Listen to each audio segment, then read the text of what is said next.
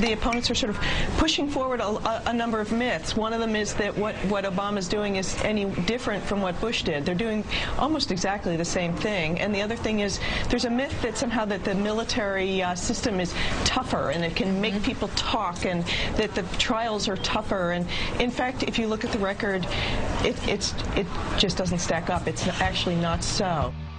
Now, the part of the clip you didn't see there is right after she said that, my head blew up. Yes, that it was just like spontaneously combusted from the neck up.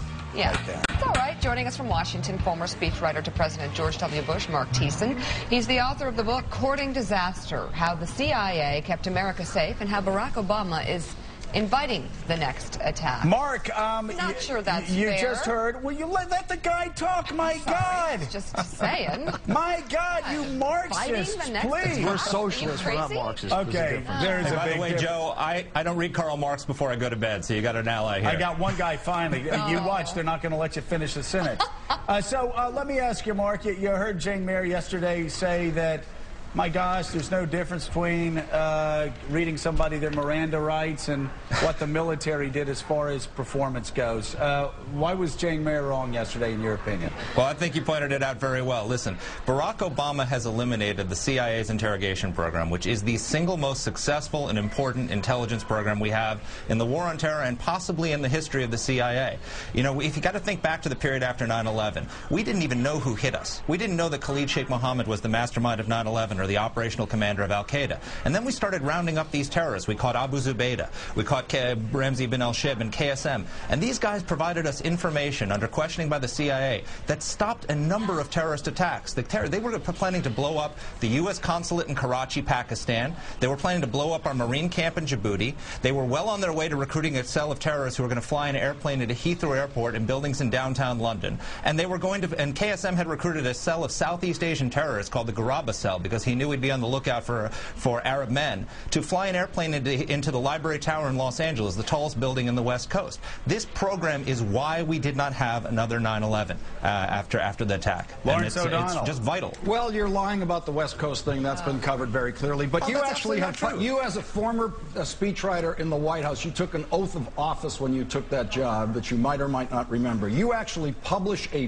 book that says that the President of the United States, on its title, the President is inviting the next attack. Isn't it true that the President you worked for invited the first attack by having no idea what was going on with al-Qaeda? You just admitted that when you were hit on 9/11, you just said, we didn't know who hit us. You said we didn't know who hit us. You were told who was going to hit you before we were hit on 9/11, and your administration invited the first attack for which you should live in shame.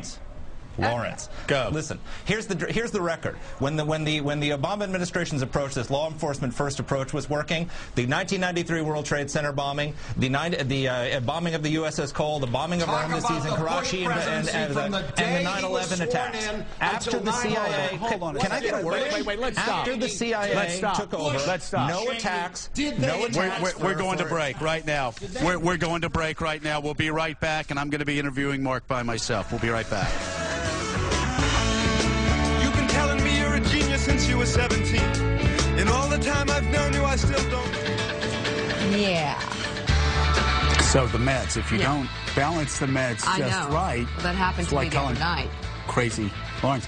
Anyway, hey, welcome back. Thank God we pre-taped the show. Yeah, because we don't. Hey, we're now back with Mark Thiessen. Mark, very good to have you with us. And Lawrence is still with us too. Lawrence is with us too, but we're going to give. Now, this is the rule because we don't yell on this show. We don't. By the way, Lawrence is going to be on Ed tonight. You're doing the Ed show. And he's going to. The Democrats were against the filibuster. By the way, Lawrence. Warm up for Ed. By the way, Lawrence, you said you wanted some psycho talk. You just run the clip of yourself tonight. You got psycho talk. So, Mark, a lot of things thrown at you before the break.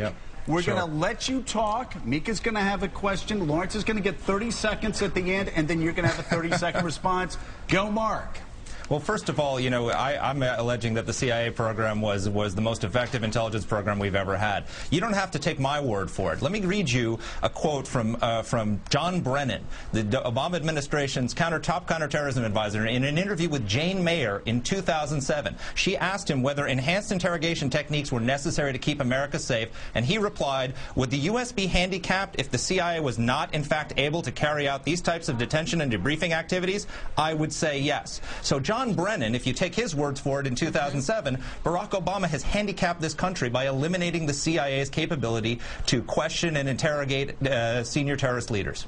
All right, but in fact, one of the inception of the conversation with Jane Mayer yesterday, and then it just went completely into the big picture, which brought you on the show today, Mark, was one of the issues was the Christmas Day bomber, and you know, how he was handled. How is it different than the way other terrorists have been handled, and quite fine, thank you, in previous administrations? Isn't this becoming a political football and being abused that way? Well, first of all, the people who are making it political football are the Obama administration. These are the John Brennan goes out yesterday and says anyone who criticizes the idea that you would interrogate that you would read a terrorist's Miranda rights after 50 minutes and let him sit silent for 5 weeks is unpatriotic and is hating the cause of Al Qaeda. That is a shameful thing to say. So we're not questioning the patriotism of the Obama administration. We're questioning the wisdom of their policies.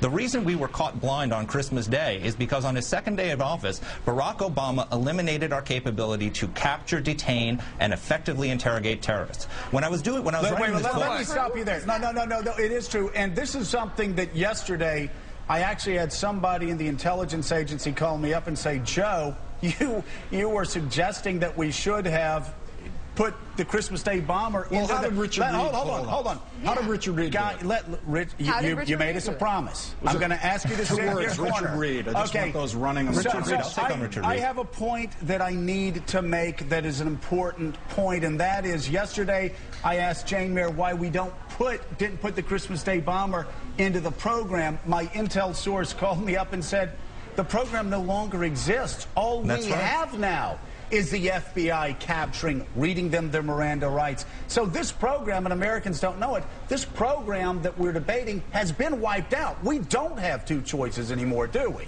You're absolutely right, and let me tell you why this is dangerous. You know, Mike Hayden, when I interviewed him for my book, Courting Disaster, he explained to me that intelligence is like putting together a puzzle, and you've got all the pieces laid out on the table in front of you, thousands of pieces, you know, intercepts of phone calls. A guy comes into the embassy and says, my son's become a radical, and you've got to connect these pieces, but you're not allowed to look at the picture on the cover of the box. When you capture a terrorist like Khalid Sheikh Mohammed and you question him, he's not just giving you more information, he's showing you the picture on the cover of the box. He's not giving you more intelligence. He's telling you how the intelligence pieces you have fit together. That is what we have lost in this country. We don't have the ability to see the picture on the cover of the box anymore because we're not capturing and interrogating the top leaders of Al Qaeda. And that is why we were caught blind on Christmas Day. It's very, very dangerous. I'm going to kind of like tee it up for Lawrence again because I thought we were caught blind on September 11th, frankly. Yeah, and I guess that's kind of the... That's the problem. I'm going to do it with a little less vitriol here, but I think Lawrence's point is, hey, wait a second, before we go and point back... It's almost, are you kidding me? To the brilliance of the Bush defense system here, that was the asleep at the wheel moment. That's where we lost thousands of lives. Well, the point is that you're basically saying that we are less safe now and pointing backwards at the genius of the Bush administration. But Donnie, we put this into place as a result of 9/11. Exactly. The system there you that go, stopped us from being attacked after 9/11. Wasn't that the idea? Can I respond to what he said? Yes. Can I respond to what he said?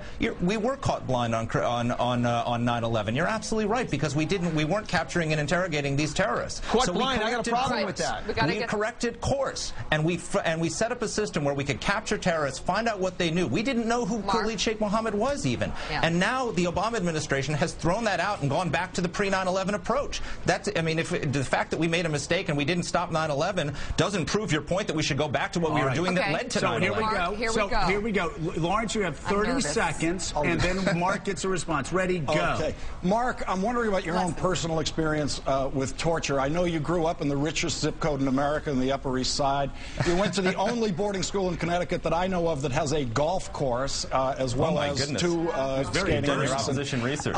And then you went to Vassar, and of course, like all the torture mongers in the White House, the Cheney family included, you never served a day in the military, never considered that. What does that prove, Lawrence? Well, I'm wondering, with that background, what is it that gives you an expertise on torture? What makes you love it so much? First of all, one, it's not torture. Second of all, you know, Jane Mayer said the other day, I never had a security clearance.